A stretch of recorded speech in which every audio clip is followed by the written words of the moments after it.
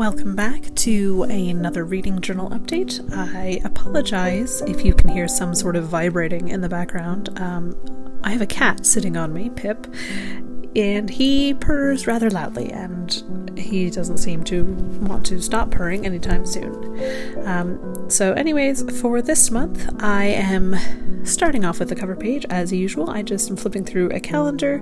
This is one of those ones that realtors send out sometimes for free in the post, and so I've just been using this sporadically throughout the year for various projects and things. I do actually like the August picture, these sunflowers. It's very lovely. Unfortunately, my mind it's already in autumn, September mode. I've been putting together other projects for September, so trying to go back and remember, okay, August was warm, and I should still be doing summer decoration. That was a bit of an adventure. The colored pen that I pick for this in a minute is definitely more September colored than August colored, but we make it work.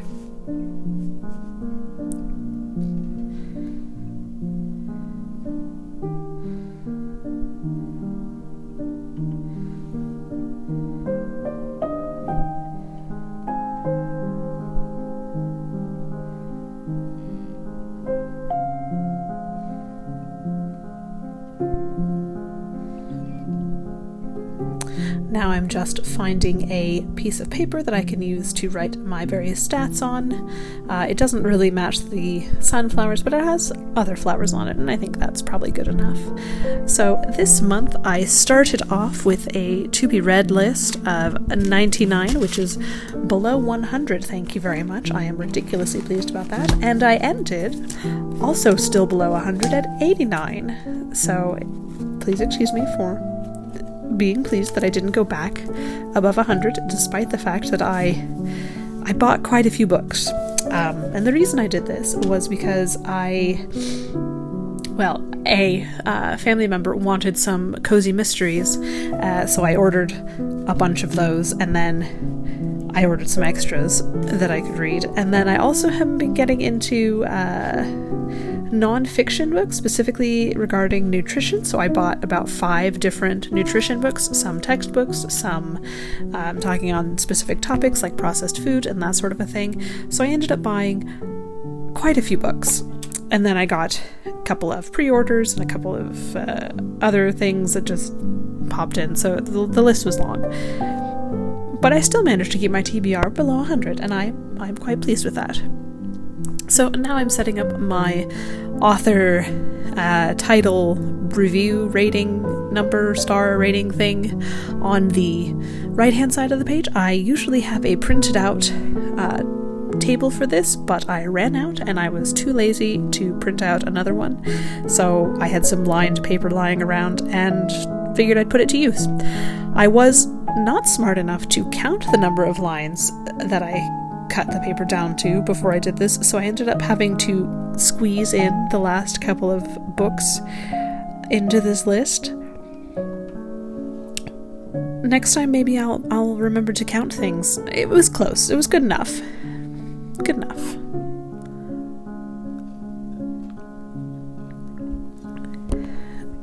So I ended up reading 18 books this month, and you will only see 17 because one of those books was actually one of my books that I've been going through and annotating and doing research on for a future project involving that book, sort of a continuation on a series, and I won't really talk about that much in this video because that is a later project. I just needed to go through the book and gather the information, so I did. And yes, that counts as a book read, but no, it doesn't need its own review space because reviewing my own book seems silly. Actually, it was excellent. Extremely well written. Absolutely do recommend. No, I'm just kidding. I won't even go into the reviewing of my own books. That's a whole different thing. And a couple of these reviews that I'm going to do, you'll see that I don't have a cover for. I got the pictures for all the covers, and I could have sworn that I printed all of them out, but it turns out that 2 of them didn't get printed. So, yay, technology was cooperating today.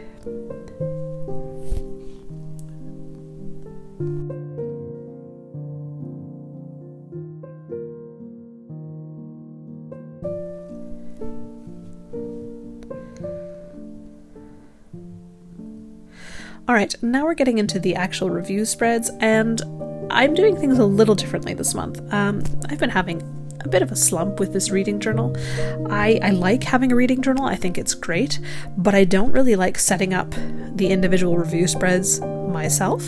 So what I'm going to be doing for next year is I'm going to be doing a pre-made reading journal, probably from the Quirky Cup Collective, and in the meantime I am just trying to find something for this current reading journal that I actually like. So I went with a vertical style of review spread this time, excepting for the very first page on the left there. I'll talk about that in a minute. I think I like this a lot better than the horizontal. Don't ask me why. It's the same amount of space. It's a square journal, so it shouldn't matter. But just visually speaking, the vertical, I think, is more appealing. Having the title on the side, and then the decoration and review all just vertically. Yeah, I really like how it looked.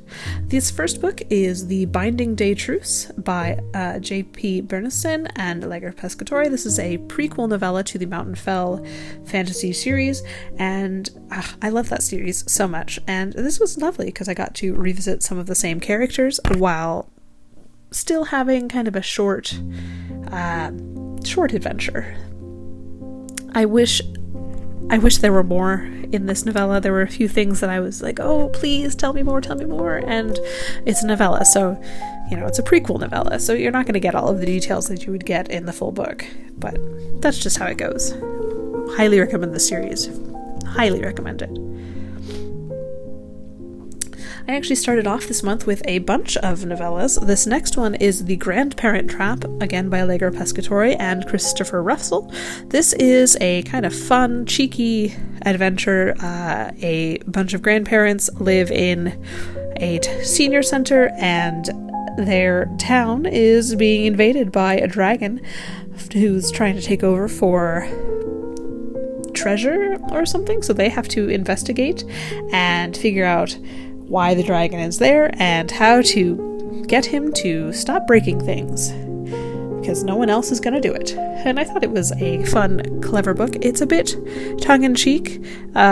It really doesn't take itself seriously at all, so there's that.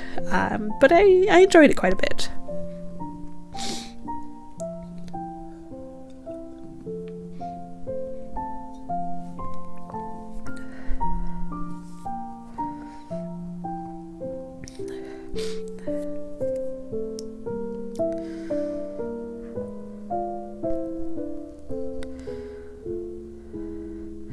The next novella was The Artist and His Muse by Astrid Vijay. I actually won this book a year ago, I want to say, in the Indie Fantasy Attic Summer Reading Challenge, one of the prizes, which means it's been on my TBR list for a long time.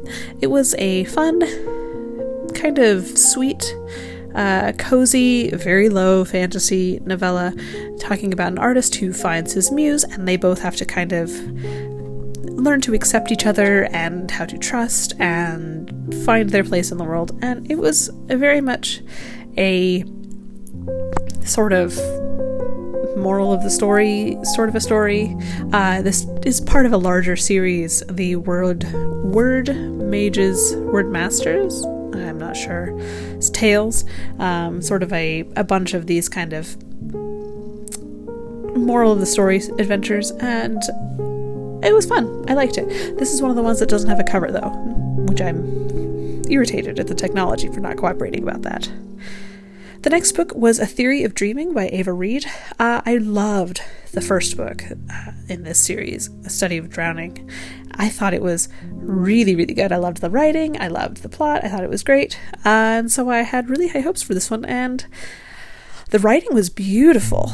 It really was. But the plot, I didn't feel like there was a whole lot plot-wise that happened until the last third of the book, and then everything kind of happened all at once. The first 2/3 probably just felt like, I don't know, setting things up or diving into the minds of the characters, which was fine. But it wasn't quite as good as the first one, I think. The writing was still beautiful, so I did enjoy it, but I was a little disappointed.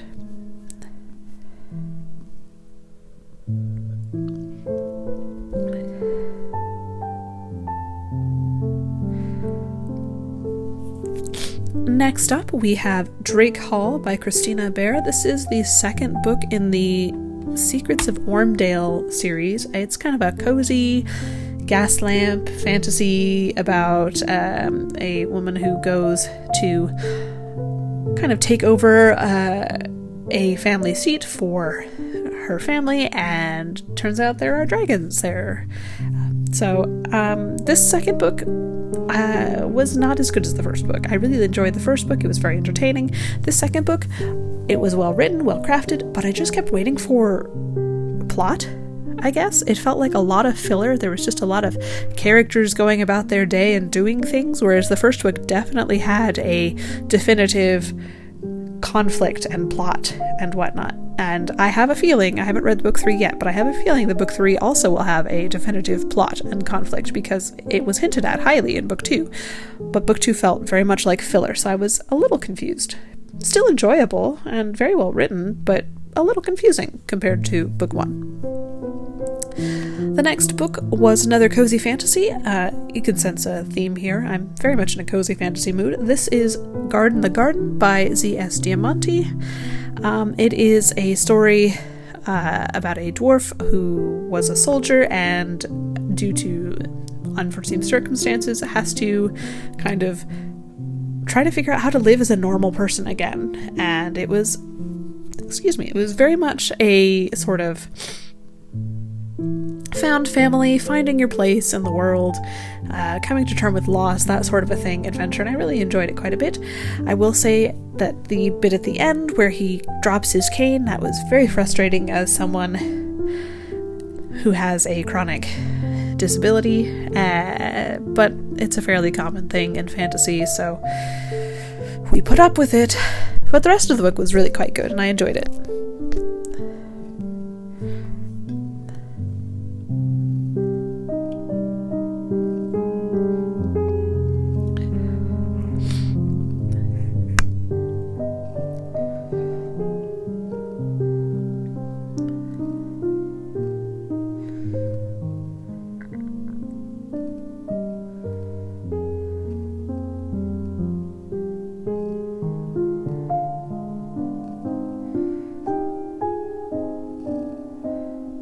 The next 4 books I'm actually putting together in one spread, because they are the first 4 books in the Bookbinding Mysteries by Kate Carlisle. This is a cozy mystery series. This is the cozy mysteries that some of them that I bought earlier this month.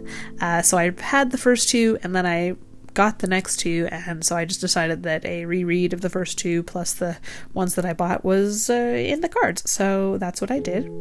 They're very quick reads, very fun, a bit ridiculous, as one would expect with cozy mystery sometimes. I mean, honestly, anyone who reads a book about a bookbinder who solves mysteries has to expect some sort of ridiculousness. They were still very fun, and I enjoyed them quite a bit. If I ever happen to get the next books, I will read them, but it's not a huge priority. They're just palate cleansers. Fun palate cleansers.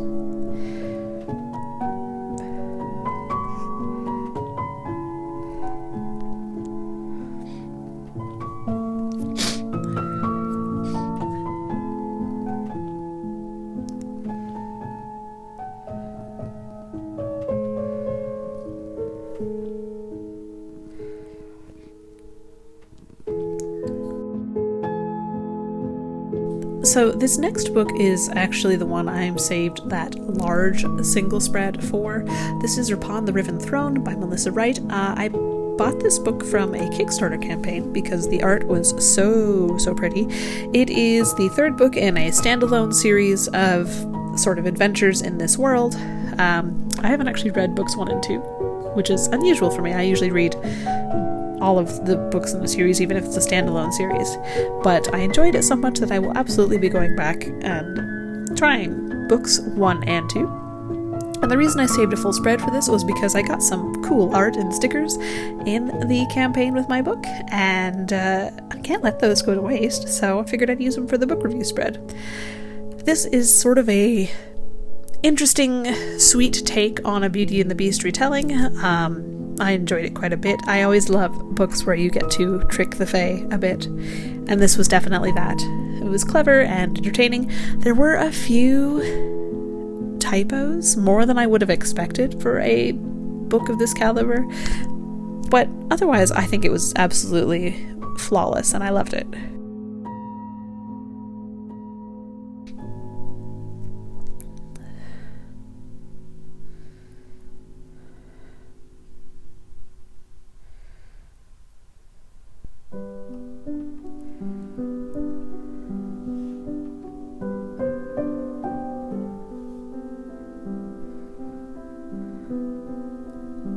Alright, back to the half-page spreads. The next book was Unmasked by Kendra Merritt. This is one of her standalone Mark of the Least books, kind of a series of not fairy tale reimaginings, but adventures where the main characters are diverse, disabled, that sort of a thing. This book featured a neurodiverse main character who switches place with her neurotypical princess of a best friend to try and get magic going in a certain way. I thought the world was very, very unique. I think the magic was really fun and clever, and I liked how it was portrayed. I loved the characters. They were all very well done, even the ones that you didn't like. I think it worked out really nicely. It was a fun read, sort of cozy adjacent, but definitely not your typical fantasy, which I appreciate quite a lot.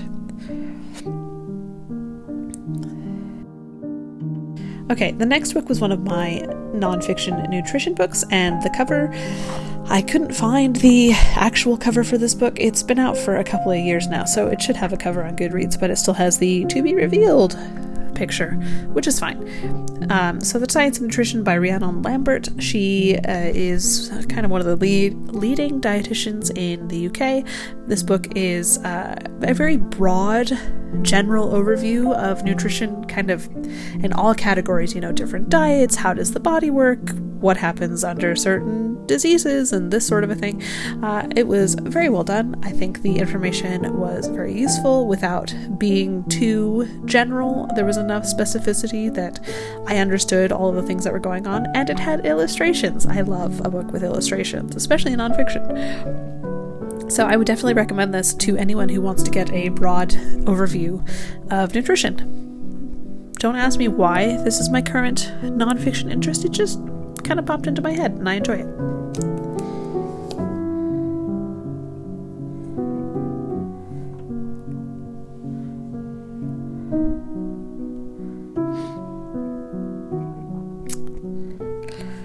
So the next book that I read was Accomplice to the Villain by Hannah Nicole Mehrer.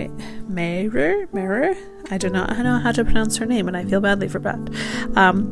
This is the third book in the Renaudon series, and I really should have read books 1 and 2 again before I read this, because they were going through and I was going, oh, I don't remember any of this. So it took me a while to remember what was going on. It happens. Some books I can go into after not having read the previous book for a year and it's totally fine, and other books not so much. I thought this would be totally fine. It was not. It was a very entertaining book. I liked it quite a bit more than book 2, I will say. I think it was a bit more well thought out, except for the plot twist at the very end. One of the characters shows up and he reveals this thing and then he just kind of leaves, and I don't really get that. Oh well, I'll still read book 4. I think book 4 will be the last, but I'm not entirely sure. The Devil's Tangle by C.E. Page was read for the Indie Fantasy Addicts Summer Reading Challenge, which is always a mouthful, but very fun. And I enjoyed it because the world was very unique and the idea was very unique, but I didn't really love the main character. She felt kind of flat to me. So, alas, it happens. Still, a very, very interesting world.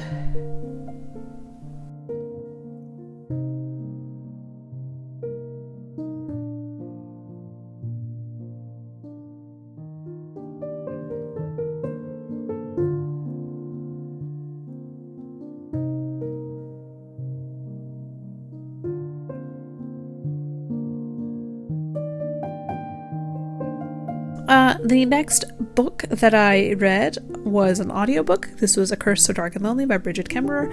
I don't actually have a cover for this one because technology, yay. And this was actually a reread for me. I listened to the audiobook 2 years ago now, I want to say. I think so. I think it was 2 years ago. I enjoyed it quite a bit. And I don't know what else to say. A reread for me is always a 4 or 5 star review, so it's very entertaining. I love the audiobook. I think it was very well crafted. The last book I read this month was The Library of Second Chances by Molly Reed. This is a cute, charming, sort of find your second chance story about a woman named Chloe who has moved home after her parents died and is trying to kind of figure out her place in the world. And she ends up working at a magical library who gives her opportunities to meet characters from books and kind of guide her on her way. And I thought it was cute and fun, and I loved the magical library, and I loved the library cat. Clementine was probably my most favorite, but then I'm always a sucker for a library cat. So now I'm just going back and filling in my various stats. Book bingo. This one was a book about books, and then I've got a new genre or an audiobook listen, that sort of a thing. I am honestly not really reading books based on the book bingo. I'm just kind of reading books as I choose them. That would be The Curse of the Mood Reader. So this is more just for fun. And then I'm going in and filling my book bracket, again, just for fun. The standout book of this month was definitely Library of Second Chances, but it got beat by The Grimoire Grammar School from last month. And filling in my alphabet books, this one I managed to get the letter U, so now I'm into the difficult rest of the alphabet. And coloring in my books read, I'm hoping to get to 200 books this year. I may not make it, although if I have another month like this month, who knows, I may actually make it 200 this year. Just filling in some last minute stats, number of ebooks versus physical books versus audiobook, that sort of a thing. And that's it. That was August of this year. I think it was a good variety of books this month. A lot of cozy fiction, surprise, surprise. A couple of a nonfiction in there and some other stuff, and it was a pretty good month. But not a lot of fantastic books, but a lot of solidly good ones. What did you read in the month of August? And what are you reading for September?